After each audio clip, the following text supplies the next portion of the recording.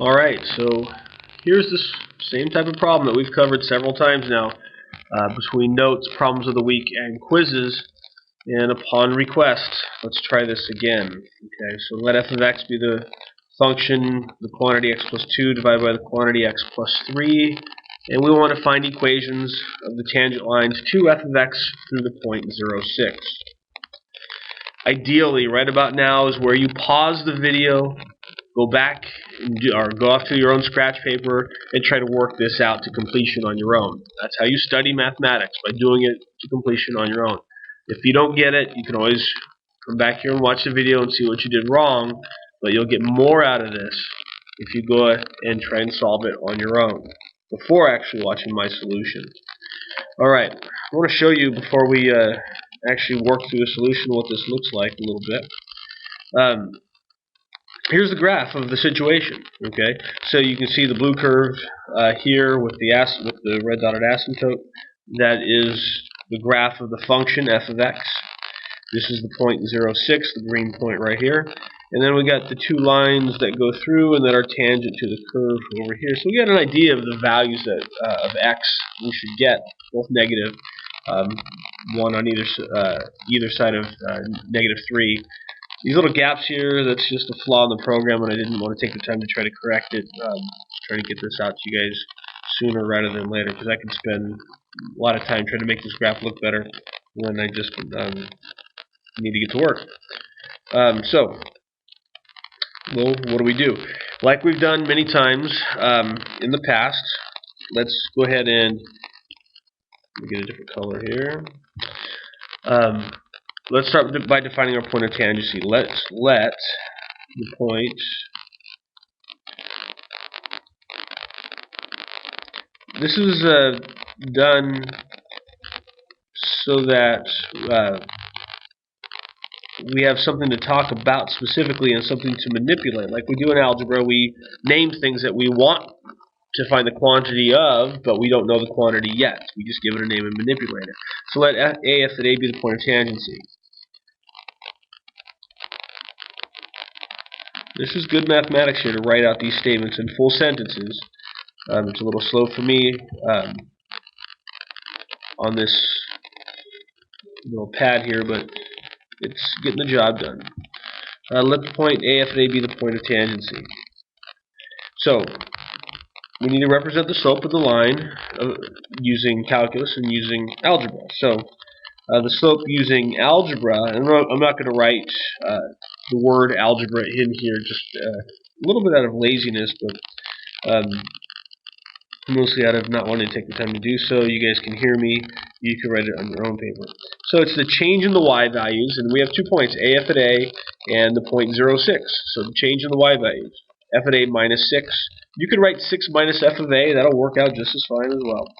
But I'm going to write it with f at a minus 6. And then the denominator is going to be a minus 0, which is just a. I'll write a minus 0. Next, from henceforth, I'll write just a. Okay, that's the slope using algebra. The slope using calculus, we need to take the derivative. And so we need to find f prime of x, and then we'll evaluate it at a. So because this is a quotient, we'll need to use the quotient rule, so we'll have low, x plus 3, d high, which is just 1, minus high, x plus 2, d low, which is also just 1. This is going to make this work out in the numerator to a nice simplified form. And then we'll have x plus 3 quantity squared for our denominator. Let's do a little bit of the algebra here, simplification. We're going to have an x minus x, which cancels, and we'll have a 3 minus 2, which becomes 1. And so we're going to have 1 over the quantity x plus 3 squared. Okay, so that's the slope, or that's the derivative, which will give us the slope to the graph of f when I plug in a value for x. And so let's go ahead and plug in a value for x. The value we need to plug in, though, is a, because we don't know the point of tangency as a number, we just know it as that representation. As a representation, a f at a. So, sorry, got caught mid-thought on something there. So we'll have 1 over the quantity a plus 3 squared. Now, I'll pause for a second. As we said, as we've done before, we're going to need to set this equal to this. And I guess one thing I'm leaving out at the moment is since I know the name of or rather I know the function f as an expression, I can replace the name with the expression. So this would be a plus 2 divided by a plus 3 minus 6, and all that divided by a. Yeah, I know it looks a little sloppy, maybe a little complicated, but it's really not that bad, so we're just going to let it roll like that. Okay, so these are the two expressions that we need. Let's go get our new page. That's the new page button, and we'll set them equal to each other. And so we had a plus 2, let's see if I can remember this, over a plus 3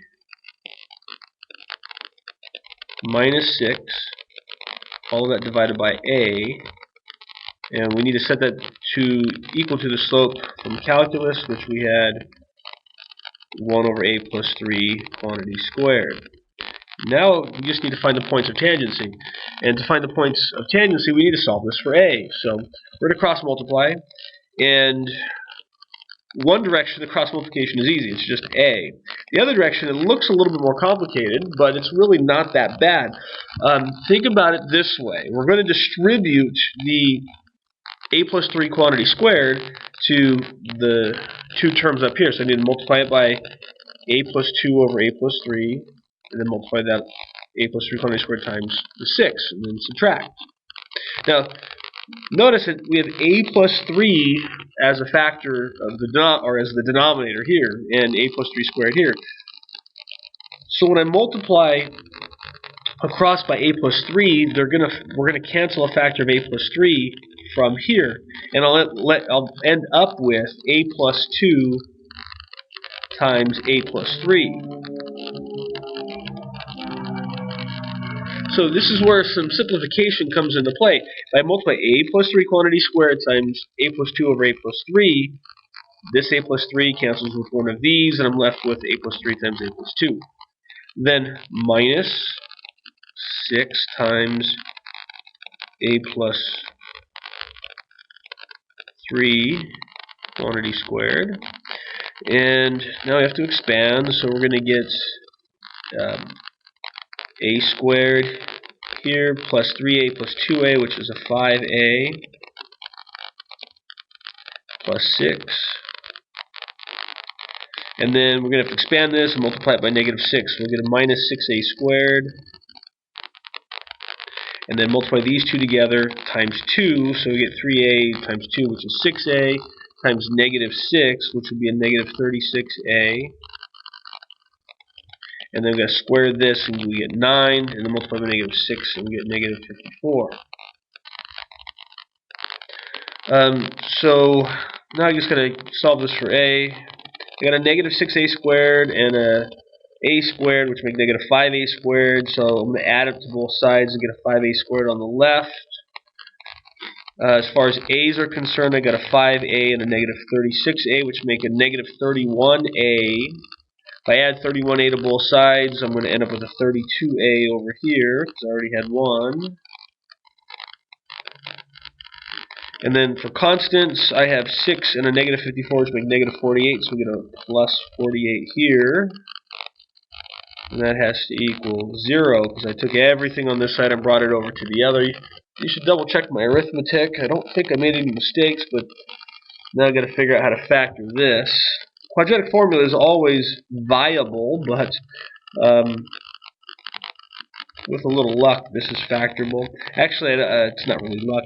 I designed the numbers to work out nicely, so it's got to be factorable. We're just got to find the right factors. So 5a squared factors is 5a and a. That's the only way that's going to factor meaningfully. So now something times a factor of 48, or rather 5 times a factor of 48, something times a has to combine to make 32. And if it sounds like I'm stalling, it is, because I am for a moment. So I did not work this out ahead of time, and as far as this solution, that looks like a 4, and that looks like a 12. I had to let my brain work on it a minute. Because 5a times 4 is going to give me a 20a.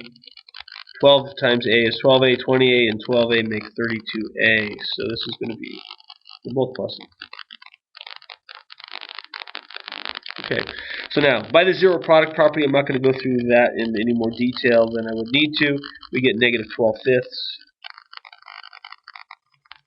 and negative 4. So those are your 2 points of tangency. We already know the y-intercept is 6. We know the slope now. No, we don't know the slope now. Excuse me. We know the x-coordinates of the points of tangency. Once we calculate the slope, we already know the y-intercept. We can write the equations of the line. Let's go. I'm going to recall this up here. I'm going to select this for a moment here. Remember all of that right there, which looks terrible like that. That was our slope, or derivative rather, evaluated at a. So now you just got to plug a into there. Okay, let me change the color a little bit.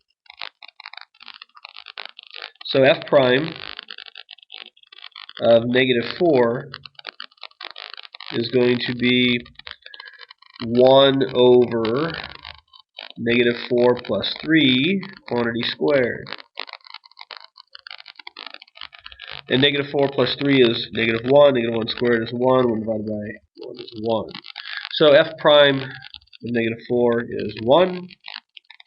F prime of negative 12/5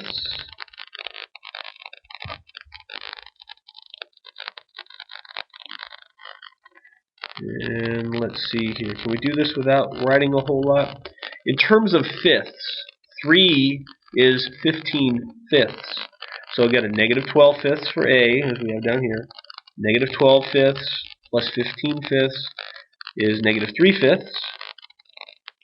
I'm sorry, positive 3/5. And then we're going to have to square that, and 3/5 squared is 9/25, but then we've got to take the reciprocal, so it looks like we get 25/9.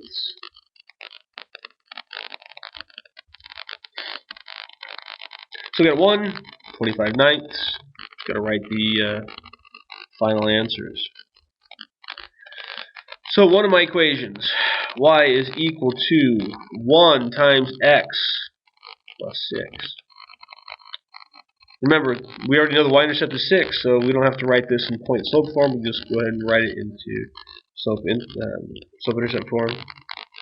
And so the other one we said was 25/9, I think, plus 6. Let's go back and double check. Yeah, 25/9 and 1.